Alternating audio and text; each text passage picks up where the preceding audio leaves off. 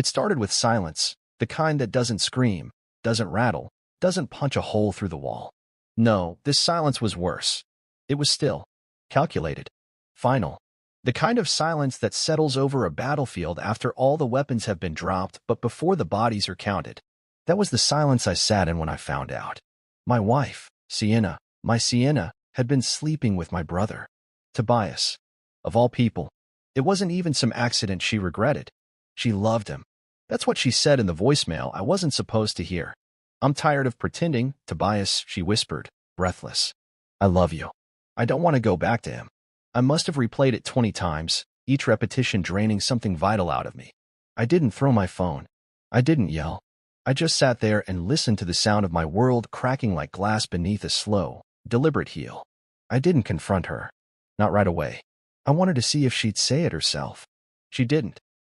She came home that night smelling of eucalyptus and lies, tossed her bag on the couch like nothing was out of place, and kissed me like habit. Not love. Just motion. I didn't scream. I didn't cry.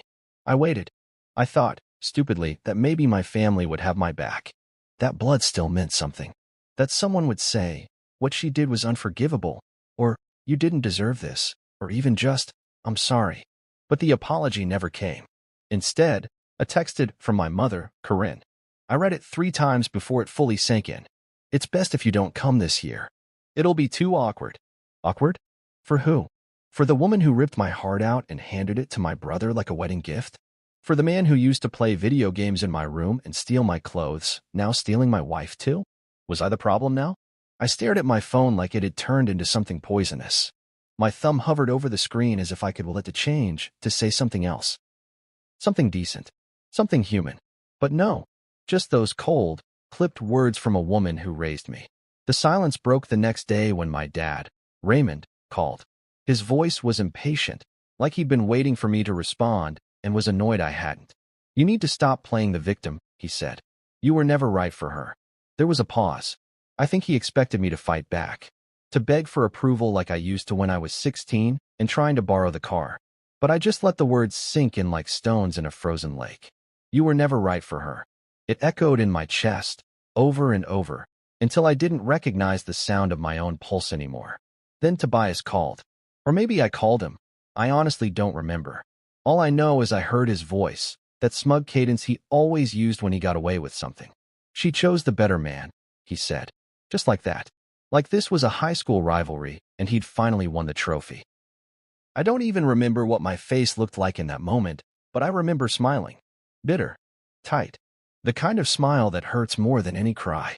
You've all shown me exactly who you are, I told him. Thanks for making it easy. Then I blocked them, one by one. Deleted their numbers, their threads, their photos. It felt like surgery, cutting out a tumor you'd convinced yourself was just part of your body. Painful. Necessary. Clean. But that wasn't the end. It was only the beginning. I spent the rest of that night alone, lights off, music off, everything off. Just me and the hum of the refrigerator, the creak of the walls, the echo of memories that had nowhere to go. I looked around the apartment that Sienna and I used to decorate together, our fake little love nest. Her shoes by the door, the photo of us at the lake still framed on the hallway table. I didn't touch them. I didn't want to give her the satisfaction of a dramatic scene. Let them believe I cracked. Let them think I spiraled. I didn't care. Because in that silence, between my mother's text and my father's betrayal and my brother's smirk, I found something else. Clarity. They had cast me out. Fine. Let them. But I wouldn't be the one begging to come back. I wouldn't be the one knocking on the window while they sat inside at the holiday table I helped pay for, laughing over wine and carving turkeys with hands that had stabbed me in the back. No, I would not be the ghost in their perfect family portrait. They disinvited me? Good. Because I was about to rewrite the guest list. And none of them were getting in. I packed what was left of my life into the back seat of my car. A few duffel bags. 2 boxes of clothes. My old laptop. Everything else I left behind, her jewelry on the vanity, the wine glasses we never used, the live, laugh, love, print on the wall that mocked me now. I didn't slam the door when I left. I closed it softly. Like I was afraid even the house might hear me and feel sorry. Malcolm lived 20 minutes across town. My best friend since college. We used to joke that if our lives ever blew up, We'd end up in each other's spare rooms watching bad movies and drinking cheap beer. Well, life blew up. And there I was, standing outside his apartment, heart heavy in my chest, fingers wrapped tight around the steering wheel, trying to find the strength to knock. The door opened before I could. Malcolm was already waiting, holding a coffee mug and wearing that familiar look. Half concern, half, say the word, and I'll burn the world down for you. You look like shit, he said. I feel worse. He stepped aside. Spare room's yours. No questions asked. I nodded, swallowing hard. The place smelled like cinnamon and old leather. Books stacked sideways on tables. A hoodie draped over the couch. Lived in, but safe. The kind of place where nothing unexpected happens. No betrayals. No whispered phone calls. Just the steady hum of someone who still believes in loyalty. I dropped my bags in the guest room, small, square, and spotless. A bed with clean sheets. A lamp that actually worked. No trace of my past here. Just the future I didn't know what to do with. I didn't cry. I didn't have the energy. I just collapsed onto the bed and stared at the ceiling, trying to forget the way my name had been erased from the holiday invitations. Like I was the one who broke something. The days blurred. I didn't go out much. Didn't shave. Barely ate. I lived like a ghost. I'd wake up, scroll, sleep, repeat. Social media became a daily punch to the gut. There they were, Tobias and Sienna, smiling in my parents' living room, laughing like nothing was broken. A wine bottle on the table. My mother's golden centerpiece gleaming beneath warm lights. The same table I built with my own hands. Sanded it down in my father's garage. Spent weekends measuring, varnishing, staining. My dad said, "You build this, son, and one day your kids lead at it." Now Tobias was sitting at the head, fork in one hand, Sienna on his arm like they'd always belonged. And me? I was in a spare room that didn't even have curtains. What hurt the most wasn't Sienna. It wasn't even Tobias. It was Corinne, my mother, posting pictures like I never existed, captioning one with, "Love always finds a way." She wasn't just condoning it. She was celebrating it. I'd been replaced, smudged out like a typo in the family photo album. One morning, I found myself staring at that post for 10 straight minutes. The comments section overflowed with hearts and beautiful couple, and meant to be. One of my cousins even replied, "Glad to see her with someone who treats her right." That one cut so deep I nearly dropped the phone. I thought about replying, about setting the record straight, but I didn't, because this wasn't about proving them wrong. This was about realizing the people who claimed to love me never really did. Malcolm came home that night with 2 takeout bags and a 6-pack. "You need to eat. And shower. In that order." "I'm not hungry." "Too bad. I didn't ask." We ate on the couch. Chicken wings and fries. Something about the grease and the silence made me feel human again. "You ever going to tell me what really happened?" he asked gently. I shook my head. "You already know enough." "Fair."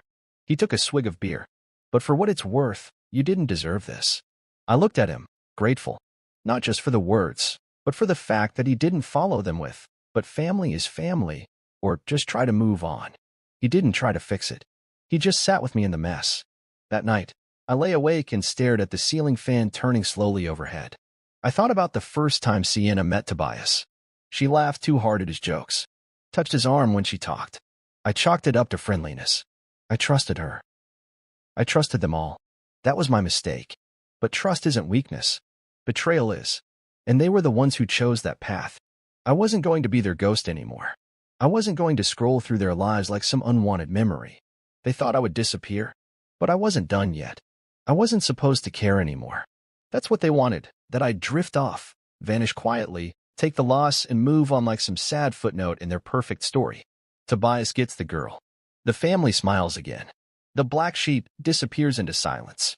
But the thing about being forgotten is, it sets you free. No one sees you coming. It started on a cold Tuesday. I was sitting on Malcolm's floor, surrounded by a pile of unopened mail, eating cereal out of a coffee mug when a thought struck me. Tobias was living in that duplex. The one I co-signed. The one my parents begged me to put my name on so Tobias could get back on his feet after his 3rd failed startup. I had almost forgotten about it in the chaos. But I never signed anything without scanning a copy. And somewhere, deep in my inbox, was that contract. I searched for it, clicked through old emails, spam folders, scanned PDFs until I found it. There it was, both our names. Mine first. I was still listed as co-owner, which meant I had rights, which meant Tobias was sleeping in a house that had my name on the deed and laughing like he built it himself.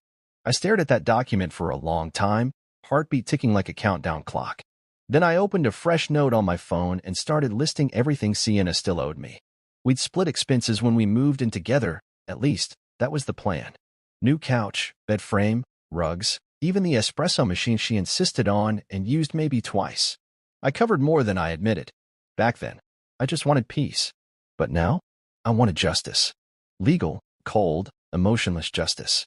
I tallied it all. The receipts were in an old shared folder we never deleted. Stupid mistake on her part. I screenshotted every one, added the totals, created a formal invoice. $3,872.91. Not even close to the price of betrayal, but a start. That evening, I sent Malcolm a message. I'm done being quiet. He sent back a single thumbs-up emoji and a pizza order link. My kind of friend. The next day, I sent an email to my parents. Subject line, regarding property co-ownership. It read, as co-signer and co-owner of the duplex at 1436 Maple Street, I'm initiating my withdrawal from the property. You have 30 days to buy out my share or I will force a sale through legal proceedings. All communication going forward should be done through email for documentation purposes. I stared at the screen before hitting send. My finger hovered for a beat. Then I clicked. A small, quiet satisfaction bloomed in my chest. Within 5 minutes, my phone exploded. First, my mom. You can't be serious. This is Tobias's home. Then my dad. What are you trying to prove? Don't ruin this family. Even Tobias texted. You're really doing this? I didn't reply. I left them all on read. Because it wasn't about being heard anymore. It was about being felt. They'd forgotten who they were messing with. I wasn't loud. I wasn't dramatic.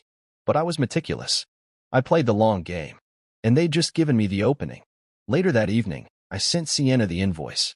Attached PDFs. Labeled. Itemized. Every dollar accounted for. Subject line. Outstanding balances. Formal request for payment. She replied 5 minutes later. A heart emoji. No text. No acknowledgement. Just that little red heart, like this was a joke. Like I was some ex still pining for her attention.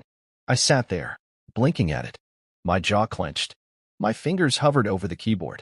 Then I deleted the draft I had started, no emotion, no back and forth, and sent her a second email. This one wasn't friendly. This is a formal demand for payment. Failure to comply within 14 business days will result in escalation to small claims court. I attached the formal letterhead, drafted it using a free legal template. It looked serious because it was. That night, Malcolm poured us both a drink. Bourbon. Neat. He raised his glass to mine. To flipping the board. I clinked it. To no more letting things go. They thought they broke me. What they really did was free me from any illusion that they ever had my back. Sienna, Tobias, my parents, they could smile in their holiday photos all they wanted. But now there'd be a paper trail. One they couldn't scrub with cute captions or fake apologies. I went to bed that night and, for the first time in weeks, slept without waking up in the middle of the night replaying their voices. I didn't dream about the betrayal. I didn't hear my mother's text or my father's judgment or Tobias's smirk. Just silence. Not the kind that follows pain, but the kind that makes room for power. They wanted me quiet. They forgot silence can roar. The morning the email landed, the sky was a dull stretch of gray, the kind that pressed on your shoulders like a weight you couldn't shake off. But me? I felt lighter. Lighter than I had in months. Because the message had been sent, and I wasn't waiting on anyone's approval anymore. Not my mother's understanding. Not my father's pride. And definitely not Tobias's permission. I took my time getting out of bed, brewed coffee slowly, poured it into a chipped mug Malcolm never replaced because it reminded him of college. I sat on the worn couch in the living room, phone resting face up on the armrest, and watched the rain tap against the window like a rhythm only I understood. It wasn't peace exactly, but it was movement. I wasn't stuck anymore. Around 9:14 a.m., my phone buzzed. Dad. I didn't answer. Then Mom. Ignored. Then Tobias. 3 messages, one after another. You're being ridiculous. Let's talk. You're really doing this? Yes. I was. I left every message on read, not out of pettiness, but out of clarity. If I had learned anything, it was that responding to people who only reach out when their comfort is threatened was a waste of breath. By noon, The phone was silent. That afternoon, I went one step further. I opened a new document and started drafting the official motion for a buyout or forced sale. I had no lawyer yet, but I wasn't bluffing. I uploaded everything to a secure cloud drive. Title, deed, proof of cosign, every receipt from our renovation. The moment they thought I was out of moves, I was already 3 ahead. At 2:07 p.m., Sienna responded to the formal invoice I'd sent her the night before. Her reply was 3 words, "You're so petty." I stared at the screen for a long beat, then typed, "Petty doesn't come with receipts." "I do." Then I attached the demand letter again, this time with a deadline clearly listed. 14 business days. No exceptions. 2 minutes later, she replied with a gif. Some actress rolling her eyes. I didn't even know which one. I didn't care. I closed the thread, took a breath, and muted her contact. This wasn't about emotional validation. It was about business, about principle, about boundaries. It was about power. And for the first time, I wasn't handing mine away. The next day, Malcolm and I were on the balcony, watching traffic crawl by and eating cold pizza from the box. He leaned against the railing and said, "You think any of them feel bad?" "No," I answered. "They feel exposed." "That's not the same thing." He nodded slowly, chewing. "Still, you're coming back harder than I expected." I didn't reply right away. My eyes traced the skyline, the way the city stretched into haze like a story still being written. Then I said, "It's not about revenge." "Not really. It's about reminding them that I wasn't some ornament they could throw away when it clashed with the decor." "Poetic," he said with a smirk. "Practical," I replied. Later that night, my mother called again. This time I let it ring, just so I could hear her voice crack through voicemail. "You don't have to do this," she said. "You're not this kind of person." That part made me laugh out loud. As if being the kind of person who expected fairness, who enforced boundaries, who sent polite legal emails instead of screaming matches, somehow made me the villain. That had always been their dynamic. Twist the narrative just enough that the one who walked away looked like the problem. But this time, they couldn't twist it without tripping over the paper trail I left behind. Every forwarded receipt, every signed agreement, every polite message with timestamps and clear language. They weren't just proof. They were power plays. Paper cuts that bled real consequences. I sent a follow-up email to my father that night. It was short, simple. "Since you're so concerned about family embarrassment, I suggest moving quickly. A forced sale would become a matter of public record.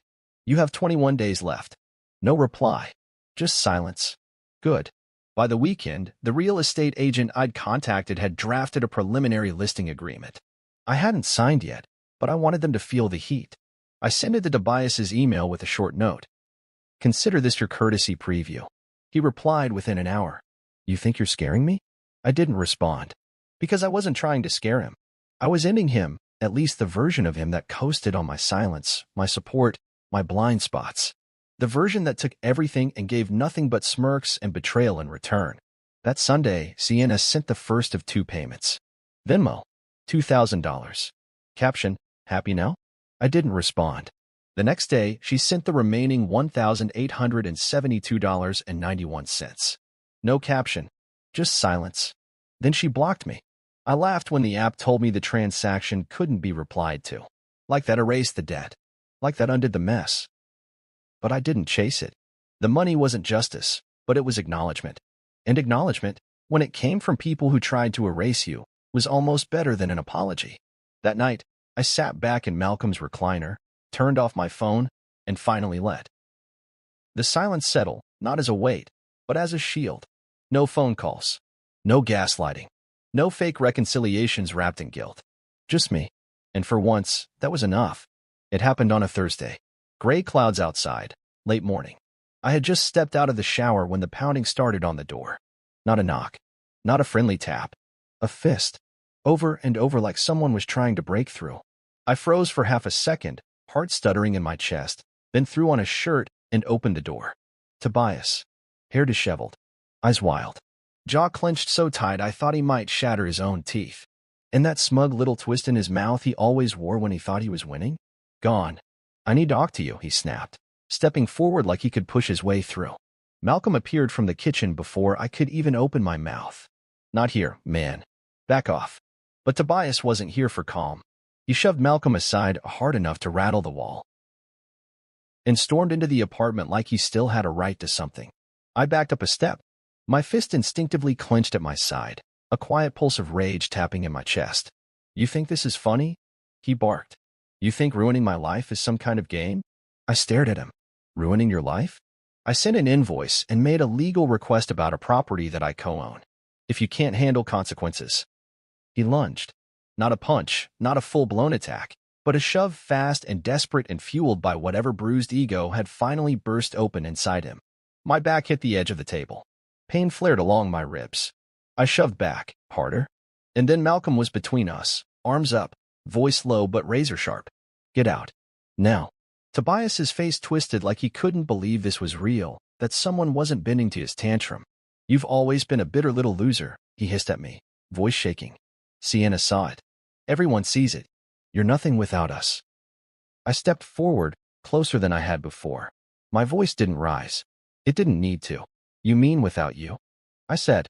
"Because I'm doing just fine. You're the one pounding on doors like a child." He sneered. "She chose the better man." I nodded slowly, letting the words hang in the air. Then I said the one thing that gutted him. "She didn't choose. She settled." Malcolm pushed him gently, but firmly toward the door. "Get out, before I call the cops." Tobias pointed a trembling finger at me. "You think this is over? You think this makes you the good guy?" "No," I said, "but it makes me free." The door slammed behind him. For a long moment, none of us moved. Malcolm let out a long breath and turned to me. "You all right? Physically?" "Yeah." "Emotionally?" I shrugged. That was overdue. He gave a short, bitter laugh. "He's not used to people saying no." I nodded. And he definitely wasn't ready for the consequences. Later that evening, I sent a message to my mother. It wasn't a warning. It was a line in the sand. "If Tobias shows up again, I will file for a restraining order. This isn't a threat. This is a promise. Control him." She replied within minutes. "Don't threaten family." I stared at the message for a long time. Then I typed. Then start acting like one. I didn't get a reply after that. Not for hours. When it finally came, it was vague and cold. "He's under a lot of pressure. Maybe give him some grace." Grace. That word again. Always asked of me. Never offered to me. The next day, Malcolm got a new doorbell camera installed. "You shouldn't have to live like you're waiting for the next blow-up," he said. He was right. I wasn't just dealing with a breakup or betrayal. I was dealing with a man who had spent his entire life skating by on charm and favoritism, and now he was slipping. Hard. Tobias had always been the golden boy. The one who just needed a little help. The one who had potential. The one who could lie straight to someone's face and still get handed another chance. And now, he was unraveling because the person he'd stolen from, lied to, betrayed, me, had finally stopped playing along. He had no more excuses. No more backup. No more cushion. That weekend, I got a call from an unknown number. I didn't answer. Minutes later, a voicemail came through. Sienna. Her voice was slow, deliberate, tired. "I don't know what you're trying to prove with all of this, but I hope you're happy. He's not who I thought he was. And you? Well, maybe I didn't know you either. Goodbye." I deleted the message because I didn't need closure from a woman who only reached out when her safety net collapsed. I wasn't her therapist. I wasn't her fallback. I was the man they underestimated. And now I was the one holding the pen. They thought I'd crumble. But Tobias was the one breaking apart. And I hadn't even really started yet. The duplex listing went live on a crisp Monday morning, tucked between family-friendly homes and overpriced condos on the agency's website. The photos were bright and professional, white walls, clean countertops, staged furniture that made it look like someone actually cared about the space. I stared at the page for a while, not because I was second-guessing the decision, but because I wanted to remember what it felt like to take control of something they thought I'd forgotten. By lunchtime, the first text rolled in. "Tobias, you can't be serious. Take the listing down." "Mom, this is humiliating." "Dad, you're destroying the family." I read them like spam. Detached, quietly satisfied. Malcolm peered over my shoulder as I scrolled. "Didn't take long. Didn't think it would. You want me to screen your text for the week?" I smiled. Tempting. Tobias called twice that afternoon. I didn't pick up. Then he sent a voice note. One I didn't bother opening. He had used his voice enough, shouted enough, lied enough. Now it was my turn to be the quiet one. The real estate agent called a few hours later to confirm showing times. I gave her the green light. No hesitations. No guilt. That evening, as I stepped out onto Malcolm's balcony with a cup of coffee, my phone buzzed again. Sienna. This time, a Venmo notification. $1,500. Caption. Partial. I blinked. Partial? We were past the point of partial. I had sent her the invoice weeks ago. She ignored it. Then mocked it. Then blocked me. Now she wanted to dribble pennies back into my life like that would undo the damage? A second notification followed. $2,000. Caption. Final. It wasn't the money that hit me, it was the nerve. The casual way she made it transactional. Like we were just settling a dinner bill after a bad date. I didn't reply. Didn't even open the app again that night. The funds would clear. That was enough. And yet, as I watched the city lights flicker beneath a clouded sky, a different kind of emotion stirred. Not sadness. Not rage. Closure. Not the fairy tale kind. The real kind. The kind you carve out of wreckage when no one offers it to you. The next day, my mom called. Again. I let it go to voicemail, then played it on speaker for Malcolm to hear while we made eggs. Her voice trembled, but not with remorse. With frustration. You're tearing this family apart. That property was Tobias's fresh start. You don't need the money. This is vindictive. I cracked an egg harder than necessary. Malcolm said, you should send her a fruit basket. Every time she talks, you look more like the reasonable one. I almost laughed. Almost. Later that week, the whispers started. It began with a message from cousin Denise, someone I hadn't spoken to in years. Hey. I don't know what's going on with the family, but I heard Tobias is getting kicked out. Just wanted to check on you. Check on me? Funny. But I didn't ignore it. I replied. Appreciate the message. Long story short, he and Sienna betrayed me. The family chose sides. I chose peace. She didn't reply right away. Then, damn, I didn't know it was like that. Exactly. People had been fed a version of events where I was the bitter one, the angry brother who couldn't handle a breakup. But now, the narrative was shifting. Sienna had posted a moody quote about learning who your real friends are. Tobias deleted his Instagram altogether. My mom posted a picture of a wine glass and a Bible verse with the caption Faith in Trials. Meanwhile, I posted nothing. Didn't need to. Because truth doesn't need a microphone, it just waits. And eventually, it echoes. One of the neighbors near the duplex contacted the agent and asked, isn't that the house the Vance boy used to stay in? That was how I knew the story was circulating. My parents' golden castle, the illusion of the perfect family, had cracks now. And they couldn't plaster over them with smiles and wine glasses anymore. The agent told me Tobias tried to contact her directly, asked if she could slow things down. She declined. Smart woman. The showing went well. A young couple with a toddler loved the space.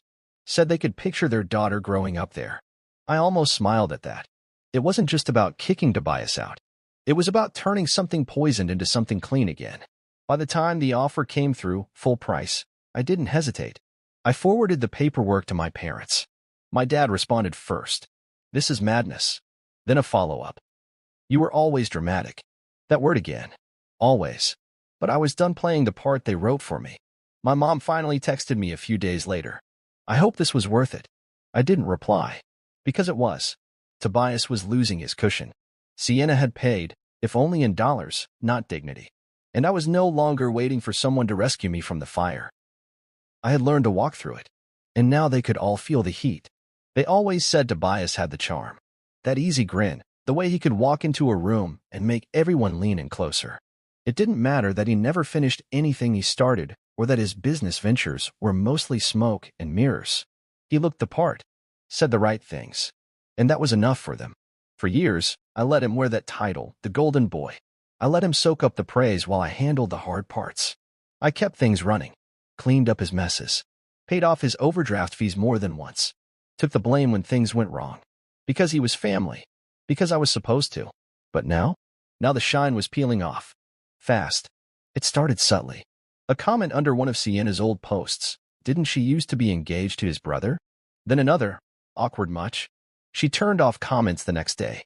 Then came the whispers in the family group threads. Well, the ones I was no longer a part of.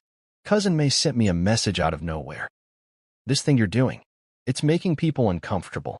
I stared at the message like it was written in another language. Uncomfortable? They weren't uncomfortable when my brother was in bed with my fiancée. They weren't uncomfortable when my parents told me to skip Christmas to keep things smooth. But now that I'd held a mirror to their betrayal, now they squirmed?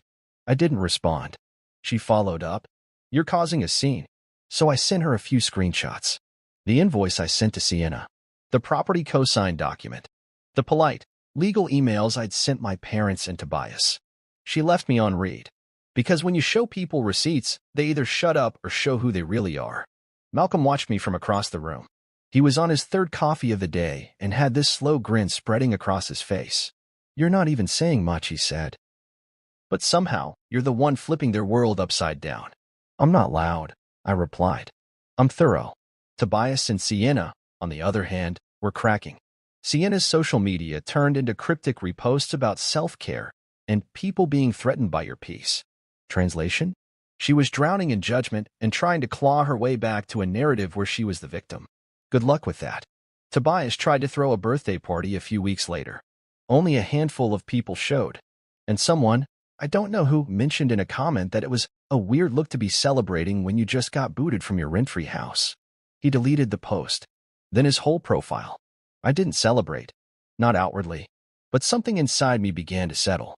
Not in vengeance. Just in quiet vindication. They'd spent so long propped up by family illusions and filtered facades. But none of that held up against actual truth. My mom stopped posting entirely. Raymond, my father, left a voicemail on my phone. You've made your point. Now it's time to let things go. Enough's enough. I didn't respond.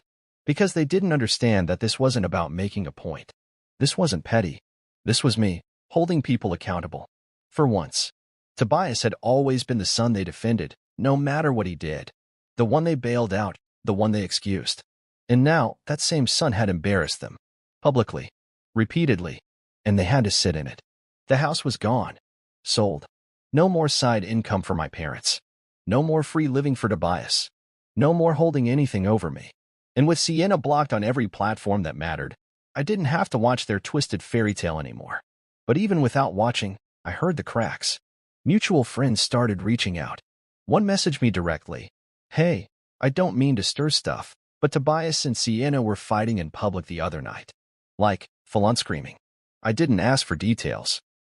Didn't need them. It's what happens when two people bond over betrayal. They eventually turn on each other. Because there's no trust at the core. Just shared guilt. Another old friend, Damien, sent me a message a few days later. We hadn't talked since before the engagement blew up. Didn't want to choose sides back then, he wrote. But I respect how you've handled this. Quiet. Clear. Brutal, in the best way. I thanked him. That was enough. There were no grand declarations. No press releases. Just the slow shift of perception. People who once raised eyebrows at my silence were now beginning to understand that silence isn't weakness, it's strategy. It's composure. It's restraint with a fuse. I wasn't trying to be a hero. I wasn't trying to hurt anyone. I was just done lying down. And as Tobias and Sienna twisted in the weight of their own choices, I finally understood what it meant to reclaim your name. Not by shouting, not by fighting, but by standing so still, the truth echoes around you. The knock on my door came at 7:42 p.m. I watched it happen through the peephole, slow and deliberate. Not angry, not panicked. Just there. My father, standing on the other side of my apartment door, in the gray overcoat he always wore during serious conversations. His expression wasn't one of apology. It was one of performance, tight jaw, lowered eyes, rehearsed humility. Like he was about to deliver a eulogy and thought that alone would earn him grace. I didn't open the door. Not because I was afraid. Because I knew what he was there to do. Spin it. Redefine it. Rewrite it. The same way he always had, since we were kids. When Tobias stole, he was curious. When I defended myself, I was difficult. That door stayed locked because I refused to be recast in a script where I was the ungrateful one. He knocked again. 3 slow taps. Then, silence. And finally, the sound of his footsteps retreating. A few minutes later, the email started. First from my mother. Long paragraphs that looked sincere at a glance, but read like PR statements. We miss you. We didn't mean to hurt you. Tobias is going through a rough time. They used the word family like a leash. They used grace like currency they thought I owed them. I read every word like fiction. They weren't writing to me. They were writing to the image of me they wanted back, the compliant version. The one who stayed quiet. Who smoothed things over. who gave up his seat at the table so they wouldn't have to sit in discomfort. I didn't reply. That night, I made a decision. I moved out of Malcolm's place and into a one-bedroom apartment I found 2 neighborhoods over. Nothing fancy, bare walls, plain floors, just enough room to breathe. But it was mine. My name on the lease. My name on the mailbox. No family name looming over it. No past waiting in the hallway. I didn't share the address. Didn't announce the move. Didn't post a photo with a cheesy caption like New Beginnings. I changed my number. New SIM. New service. Only Malcolm and 3 others got it. The family group chat? I never rejoined. My mother had tried adding me twice. The first time, I left immediately. The second, I blocked the number she used. They'd made their choice when they chose Tobias and Sienna. They could keep it. Let them pass the phone around the dinner table, staring at the empty icon next to my name, whispering about how cold I'd become. I wasn't cold. I was clear. One afternoon, I stopped by the coffee shop near my new place and ran into an old neighbor, Miss Darlene. She squinted at me for a second, then smiled like she'd just spotted a familiar face in a dream. "Where have you been hiding, sweetheart?" she asked. I shrugged. Just needed some air. She nodded like she understood everything without a single detail. Then she leaned in and said something I'll never forget. "Sometimes when folks push you out, it's because they know you see too much." That sat with me all day. She was right. They didn't want me quiet because I was wrong. They wanted me quiet because I was right. Because I saw the favoritism, the double standards, the games. Because I remembered the things they conveniently forgot. Because I kept receipts. They didn't want peace. They wanted submission. But I had outgrown that version of myself. The one who internalized every insult, minimized every hurt, and called it being the bigger person. No more. My peace didn't look like forgiveness over a shared dinner. It looked like stillness. My peace was slow mornings without my phone blowing up. It was setting my own table, brewing my own coffee, eating my dinner in silence without someone telling me I should let it go. It was deleting photos without ceremony, unfollowing names that no longer meant safety, and looking in the mirror knowing I didn't need their version of closure to move forward. A week later, Malcolm came by with a bottle of wine and takeout. "You good?" he asked, watching me settle on the new couch. "Yeah," I said, and meant it. "No Tobias sightings?" "None." Guess he finally got the message. Malcolm raised a brow. "You think they'll ever really let it go?" "I don't care," I replied. "That's the difference now. I'm not living my life waiting for their version of right." He nodded. "That's growth." That night, as we sat eating in front of the TV, I felt the weight of everything that had happened. Not in a heavy way. More like something finally laying down beside me and going still. They could keep their awkward dinners, their forced smiles, their fractured stories. I had silence. And for the first time, it wasn't punishment. It was freedom. The final email from the real estate agent came on a quiet Thursday morning. The duplex had officially sold. Full asking price. The buyers, an engaged couple from out of state, were scheduled to move in by the end of the month. With that single line of text, everything shifted. The property was no longer in my name. And just like that, the last tie I had to Tobias, to the structure of false promises and family expectations, was gone. I stood in the center of my new living room. Bare floors, a borrowed couch, and a single framed photo of me and Malcolm at graduation on the shelf. No family portraits. No ghosts in gold frames. Just silence and sunlight pouring in through the half-drawn blinds. I exhaled. Tobias was out. Word traveled fast. Too fast. Within days, whispers started weaving through the family web like a crack in a frozen lake, silent, spreading, impossible to ignore. Sienna had moved back in with her sister. That much I knew from a mutual acquaintance who texted me a photo of her at a small wine bar downtown, hunched over a table with her head in her hands. No ring on her finger. No Tobias beside her. The image didn't make me feel vindicated. It just confirmed what I already knew. They'd imploded.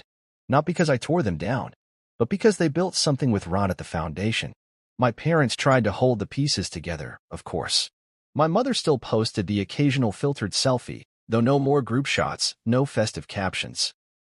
Just wine glasses, candles, Bible verses about grace and unity that felt more like cries for control than reflections of faith. Then came the texts. "Mom, it's not the same without you. Dad, please. You're all we have left." I read those words more than I should have. Not because I believed them, but because I needed to understand the pattern. They didn't miss me. They missed my silence. They missed the version of me who forgave and moved on before they had to look at themselves. They missed the buffer, the scapegoat, the steady, reliable son who'd clean up messes without complaint, the emotional locksmith who always opened the door no matter how many times they slammed it in his face. But I was gone. Not geographically, not entirely emotionally, but gone in the way that matters. Gone from the illusion that blood means loyalty. Gone from the guilt that made me second-guess what I deserved. Gone from the house I once co-signed for. Now sold, emptied, keys handed over to strangers with no idea what happened there. I didn't reply to my parents. Not because I hated them, but because I no longer accepted their terms. The day the sale finalized, Malcolm invited me out to a small rooftop bar we used to frequent back when we thought 27 was old and heartbreaks still had expiration dates. The sky was purple gold, the air warm, and for once, I didn't feel like I was carrying someone else's wreckage on my back. He raised his glass. To the last nail in the coffin. I raised mine, but said nothing. Because it wasn't a celebration, not in the loud, laughing way. It was more like standing at a grave and finally feeling okay to walk away. Over the next few weeks, invitations stopped coming. Cousin birthdays, baby showers, that random, just come by the house for drinks that used to land in my inbox like clockwork. They dried up, not because they hated me, but because I was a mirror now. And no one likes facing what they helped break. I heard through the grapevine that Tobias had moved back in with my parents. He was sleeping in the same room we shared as kids, stripped of the fake business titles and false independence. My dad told someone at work he was helping Tobias get back on his feet again. A familiar phrase. A tired loop. As for Sienna? Nothing. No messages. No calls. Just that silence that follows a hurricane. I found an old hoodie of hers while unpacking a box I'd missed. I held it for a second. It smelled like her lavender detergent. I didn't feel rage. I didn't feel longing. I just felt done. I tossed it in the donation pile without ceremony. Because that's all she was now, a past tense. A closed chapter. The best part of it all? I didn't have to explain anything anymore. Not to family. Not to friends. Not to myself. The story had unfolded on its own. The receipts were there. The photos vanished.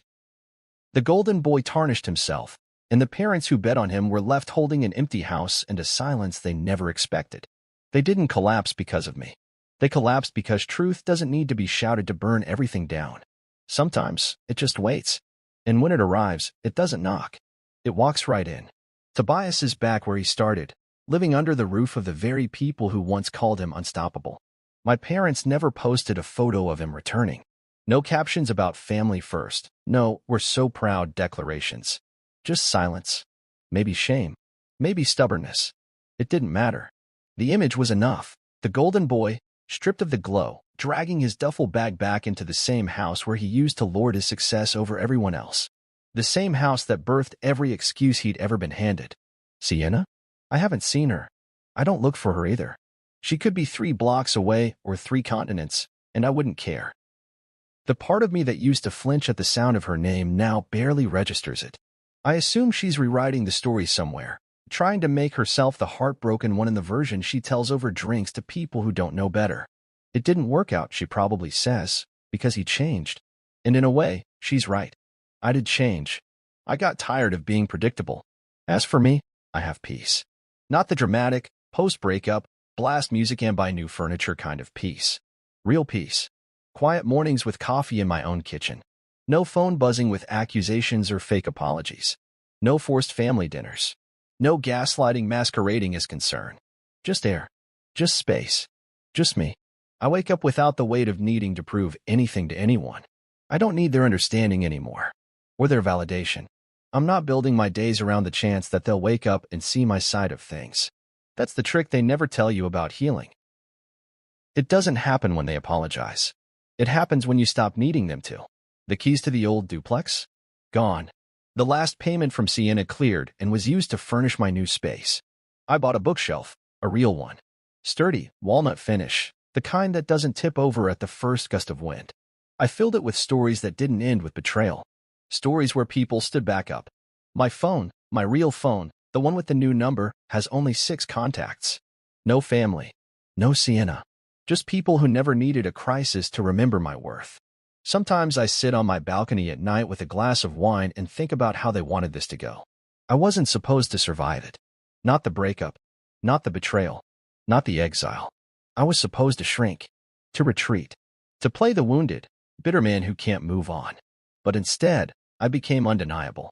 Not in revenge, not in spite, just by refusing to vanish. They wanted me quiet, invisible, disposable, and I almost gave them that. I almost disappeared into the apology loop they'd rehearsed for years. But then I realized something. I was never the one who should have been apologizing. They were just loud. That's all. Loud and united and relentless in their demand for comfort. But comfort at my expense? Never again. People still ask, once in a while, those few who come around, do you think you'll ever talk to them again? And I smile. Not because it's funny, but because I already know the answer. No, not out of anger. Out of clarity. The thing about fire is, it shows you what was never built to last. And now that the smoke is cleared, I see them for what they were. Conditional. Convenient. Fleeting. I wasn't the victim. I was the lesson. I wasn't the discarded one. I was the mirror they couldn't look into. And when people ask, whatever happened to you and your family? I say this. They didn't lose me. They let me go. There's a difference. The last time my mother texted me, it was short. Just 6 words. Your father's birthday is next week. I stared at it for a full minute before deleting it. Because my presence isn't a switch they can flip when the guilt gets loud. I'm not a spare chair they can pull up when one of theirs breaks. I was never a placeholder. I was the builder. The one who made things work. Who bent backward to keep things whole. Who gave and gave and gave. And when I finally stopped giving, they called me cold. But what they really meant was, I stopped being convenient. And they don't know how to love people they can't use. So now, when I walk into my home, I walk in without flinching. When I sleep without waking up in anger. When I laugh, it isn't brittle. It doesn't need an audience. It doesn't need permission. They made their choice. And I made mine. So when they tell the story someday, and they will, they'll say, he just walked away. But the truth? I didn't walk. I shut the door and locked it from the outside. Permanently.